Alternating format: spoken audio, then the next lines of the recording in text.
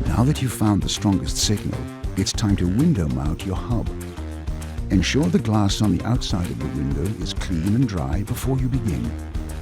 You'll need the following items from the provided hub kit.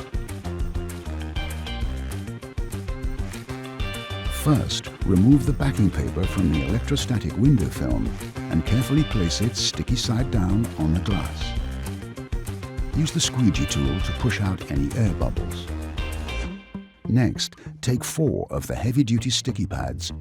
Remove one side of the backing paper and stick one to each corner on the back of the hub. Then remove the backing paper from the other side of the sticky pads, being careful not to touch them or get any dirt or dust on them. Firmly but carefully stick the hub onto the electrostatic film and ensure there is a good contact in all 4 corners. Once in place, feed the cable inside through an open window. You'll still be able to fully close the window even with the cable in place, and it won't cause drafts or affect the seals. You're now ready to boot up your Eero device, which you will need to connect to Wi-Fi. Download the Eero app and follow the instructions to easily get connected.